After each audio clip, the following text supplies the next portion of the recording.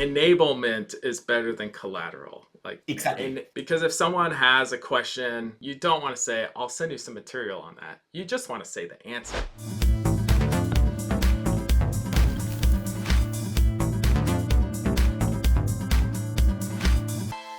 Okay, first topic. A prospect asking for sales material is seldom a request of a qualified lead. Agree, disagree? I agree that a request for specific sales collateral is actually not a good qualified lead. I have a phrase that I really like, which is like, good sales collateral is used and not handed. So I think good sales collateral is actually for your sales team to become better and not actually to give in to others. Like, I don't know, I'm a big fan of battle cards, which explain how your product compares to a competitor, and it helps you have trap questions where you can ask them questions on features you have but not the other person, or know how to answer questions if asked on features the competitor has but you don't, and how to think about them. That, I think, is fantastic collateral because it makes your sales team be better and not necessarily something you send.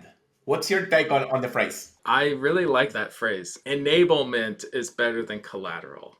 Exactly. Because if someone has a question, you don't want to say, I'll send you some material on that. You just want to say the answer. And so you have to embody and imbue all that knowledge in your sales team as best possible. And so I love enablement libraries. I love battle cards. I love the internal documentation. I have rarely seen a time where sales collateral was requested or when it was offered and also desired. And in fact, as a person who buys software, I often use asking collateral as a way to say no and just get out of the convo. Yeah, send me, you got a doc on that? Yeah, send me that. You got a case study on that? Yeah, send me that case study. I'll totally read it and then I'm out. I'm ghosting them. And I think it's the easiest way to say no. I do think, like you actually mentioned case studies, I do think case studies are one of the very few useful collaterals that I think are worthy. Because if it's a case study, like I buy a lot of technical products. So if it's a technical case study that explains me how a company that I admire implemented something, how they are doing it and stuff like that, that might swing me in one way or another.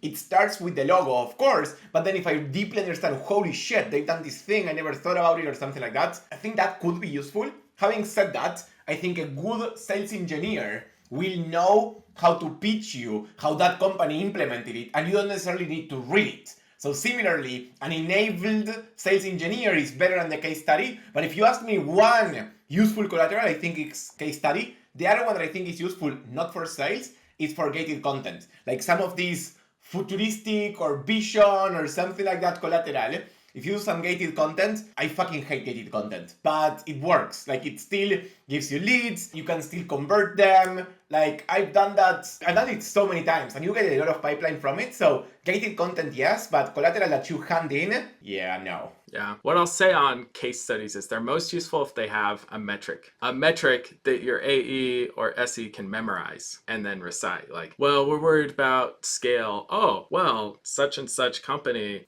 does this many requests with us, and you can look them up on our site, whatever. Ungated content is nice. Gated content is really good as a lead magnet. And in fact, most of this type of content, like I will say, case studies are good and customer stories are good as a way to pique someone's interest, as a way for someone to go, oh, is that how such and such company is doing this? Like maybe I'll look into this a little more. What about content for outbound? You're doing an outbound series. White paper and content, or no white paper and no content? I was going to say it can be useful for outbound content. And I think with AI these days, you can actually really personalize that type of stuff. You can do research on the site. Actually, my RevOps guy just sent me an email. He was mostly just praising the email. He's like, this was a pretty good email. It was basically a personalized first note on like, hey, I looked into what you guys are doing. I think you're going to be interested. If you want this research I prepared for your company, please reply. But you think that's good? Like we've been doing with Hypergrowth a lot of automated outbound and emails written with AI at scale that are fully personalized. And the ones that actually really work well, the email is personalized. It's not the content. So we actually Before, we used to send a lot of content, mostly because we wanted the content to be able to target company 1 and 2 and 3. So when you open the white paper, you will have some part focus on one, some part focus on another. But now, and we can actually personalize at scale with AI, I think you can actually be more succinct and actually have all of that content in the email, making white papers and collaterals for outbound not that useful. Yeah, actually, great point. Like, you might as well just put all the content in the email and make it a form of ungated content and try and elicit the reply faster. I mean, there are pros and cons to creating information gaps and curiosity gaps. And this is like that's like how you do a hook. But you can do that hook and then deliver on the hook within the same type of content. There's also this concept of zero-click content. Like, instead of trying to get people to click through whatever, oh, you rolled your eyes. What do you don't like zero-click content? I don't like it, no. I mean, you basically just pitched it for the emails. So what's the difference, I guess? Because to me, on the email, you're actually writing something that's specific and succinct and short, and that's it, instead of something on like, oh, it's specific or something like that. Like, I feel it's a different vibe. So I don't know. The other thing that to me that I've actually tried for emails, not gated content, but since we're talking a bit about outbound now and emails, is Thinking Fast and Slow by Daniel Kahneman has this concept called what you see is all there is. And he talks about how making a story coherent is more important than data points. And one thing I tested that actually works is sending an email with a lot of metrics on how better your product is and data doesn't convert as good as a story that has holes and it's not that great, but it's inspiring and people are like, oh, I love it and stuff like that. Which nothing to do with sales collateral, but just fascinating data point. Well, it goes back to, we just talked about this an episode or two ago about how narrative and vision beat everything. And that's an interesting point with a lot of collateral. A lot of collateral misses that. And I wonder if that's a thing to think about here too. So I actually think it's very related. I agree. Last thing I want to call out on this topic is sales enablement. Like we talked about in the beginning, but I think both of us agree that sales enablement is key and it's the most important thing. Like at Auth0, I think our sales team was really good because of our sales enablement team. Like we were doing, when a new AE joined the company, they did a 1 week full-time in-person sales bootcamp where they actually had a teacher that was explaining them things from our different notions and white papers and stuff like that. And then there were role-playing tests and quizzes where that if you didn't approve them, you'd have to do them again and again and again until you finished. And then once every 9 months, we had a refresher bootcamp with important topics from the past and new topics based on features and things that we launched. But I think actually doing an in-person thing with role-playing, with quizzes, with a formal teacher and stuff like that, that to me is the best sales collateral, together with some battle cards. I think that's all you need. I love that. I'll add another thing. So there are things that salespeople should send in follow-ups. And I think the most common are going to be docs. If you can send docs about, hey, here are all the docs you asked about, or here are all the docs on features you asked about, or things you seem to care about. And maybe here's 1 or 2 more that you didn't ask about, but I think you should check out. Just doing that, they're not necessarily going to read it, but it can show thoughtfulness from the AE and show a breadth of product or a depth of product. But a doc is not a collateral. A doc is a doc. Exactly. You really think an AE would send that? I think that's more of a sales engineer. A sales engineer should be sending the docs and then something else. A good AE does. Some of my favorite AEs do that. And then, of course, the other thing, the bigger the company, they're going to be more interested in like your /security page or your /enterprise page that just helps them quickly check the boxes and know that, okay, I can actually explore this product. And usually those I agree. Like the security page, trust page, stuff like that. That I don't even count it as collateral, even though it is. It should always be on your website because people are going to ask like trust, compliance, security, and stuff like that. Yeah, I think it's a must. Yeah, it just helps. There are things they have to tick the boxes on before they go to their boss because they don't want to spin up a whole procurement cycle and then learn that, oh, wait, we can't even buy this product because they don't have SOC 2 Type 2 yet or something dumb like that. And enablement is also more important. Salespeople, I think, ask for collateral because they are poorly enabled. I think a good a well-enabled salesperson will ask for less collateral? Because I've seen a lot of, like, I joined so many sales conversations. I remember like client asking like, hey, do you have feature Y because I want to do X, Y, Z? And then the salesperson will say either yes or no. But sometimes you actually don't have that feature, but you have a better feature to do X, Y, Z. And in that case, it's like, hey, we don't have that feature, but we actually have this, which helps you do this, and that. That is what you can do if you're enabled. If you're not, the only thing you can do is yes and no and send a white paper. Like, that sucks. Yeah, and we've both seen the type of sales leader who isn't properly enabled or doesn't take the time to learn the product and then just demands documents and collateral from the marketing team, even if that material already exists, which is frustrating. Agree. Anything else on this one? No, interesting stuff. You know, we hadn't really talked about that we were going to talk about this topic, but we both clearly have a lot of agreement and a lot of passion about this.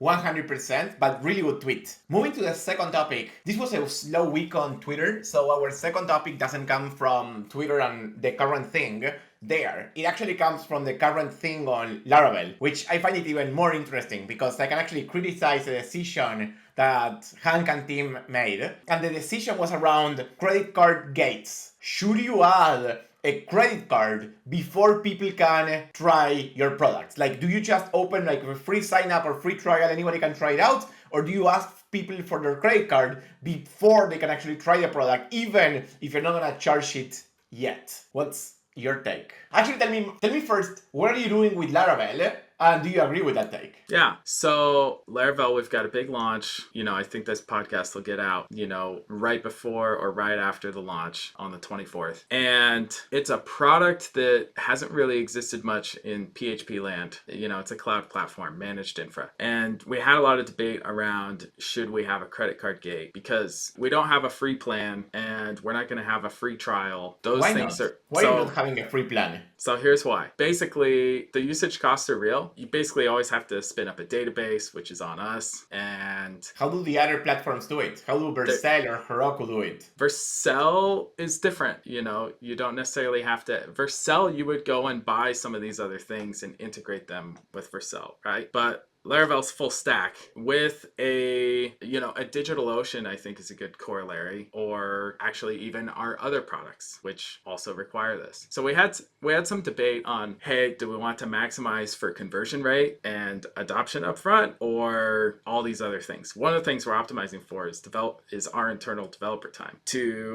We could get into all that, but ultimately, first I was very opposed to this idea of having the credit card gate. I have research. We'll show an interesting link with some interesting, data and studies. But then I went and asked around some like marketing groups, and I got some interesting replies from interesting companies, like people who were at MongoDB and PlanetScale and DigitalOcean, and they're all they have similar users. A lot of them have the same users, and they seem to be convinced that, hey, our experiments showed that the credit card didn't really affect our conversions at the end of the day. What I'm worried about is, well, does it affect long-term signups and conversions? And I think that's where you would be vehemently against this. So hit me with your opinion, which I think I largely share. But I think I'll share two different thoughts, like train of thoughts that I have on this. Like, number one is, in Laravel, maybe it's not the same because Laravel is already well known. But if you're launching a new product that is not as well known, in the beginning, you want to get the most users possible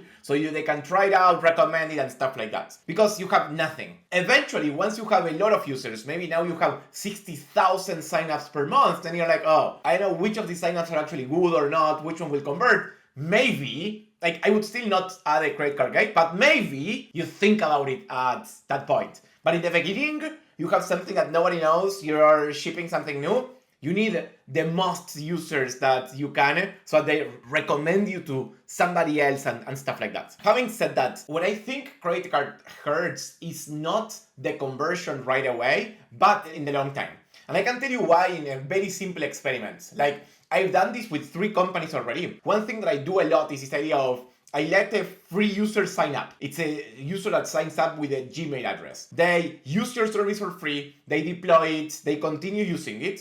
And then, because they sign up to a corporate email with their same computer, you actually know that the user that was at Gmail now actually also works at IBM. And they register at IBM, and they just eventually pay a 100K contract a year. And what's fascinating to me is that this John at IBM actually found it because they made a pet project, a side project 6 months before on this just for fun on the weekend, and they loved it and it worked well. So the question is, would that Sean at Gmail convert? Like, fuck no. But the IBM one, yes. And you can know because if they use the same computer using the anonymous ID from Segment or PostHog or whatever the fuck you're using, you can just link them. So to me, what's important and interesting, what we saw here is that 45% of the corporate users were a free user before that deployed and tried something.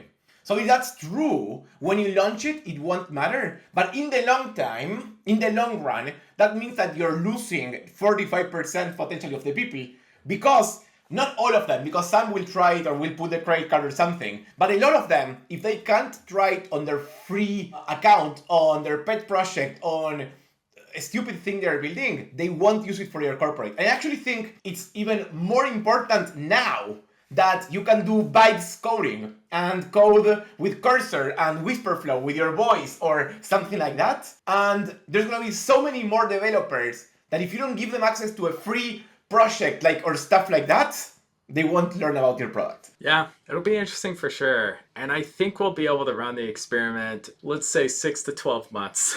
But yeah, it'll be interesting. We'll see how it goes. I think we'll have a special episode dissecting this whole launch because it's been a huge effort, and that could be fun to do. And PHP is a different world because Laravel, I'm not from the PHP world, but I knew Laravel from before. I actually thought it ceased to exist, but I started hearing again from you and Theo and stuff like that, I think, lately. But it's so well known that maybe people will still connect and try it out. But the question to me is, and there's not that many clouds for PHP, because that's why I think you can actually have a credit card gate. If there were 3 services or even 2 that were really good clouds for PHP and Laravel, then you need to give people a try to see which one is better. If there's 0 and now it's only going to be 1, they don't have that much option. They don't, and they're used to putting in a credit card right away. So it'll be interesting. I think actually the adopters it hurts us with the most are the people from JavaScript land that are now intrigued by Laravel. But Exactly. I'm not sure that we're totally ready for them to come and see, right? We're just creating a platform that's been totally focused on this neglected market. This market that's been fairly neglected for 5-10 years. So for them, this is going to be the greatest thing they've ever seen. Yeah, they'll swipe a card. For the JS people, we need a little more time, and we're going to add support for that type of stuff later on, and then we might have to really consider hey, how do we get rid of this credit card gate, because then we will have other competitors that are more of that ilk. Do PHP developers do pet projects or weekend projects or stuff like that in PHP, or they are more they use PHP for work? I mean, yeah, they're the same as any other group.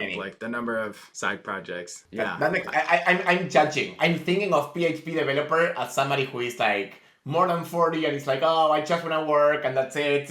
And if I'm young, I only use JavaScript. But that's a judgmental Gonto, basically. Judgmental Gonto would be a great emoji for my Slack. But I mean, there is some truth to that. There's definitely a more mature audience, and there are more 9-to-5ers. But they also, a lot of the side projects, I would say they're more legit often, has been my observation. They're doing a side project to build a business, not build a portfolio, which is interesting. But you need to find, I think a fantastic example of this, and I'll close with this, at least from my side, it's Twilio. When Twilio went public, the biggest ARR for Twilio was Uber. Uber was 8 to 9% of their ARR. Twilio started in a free account.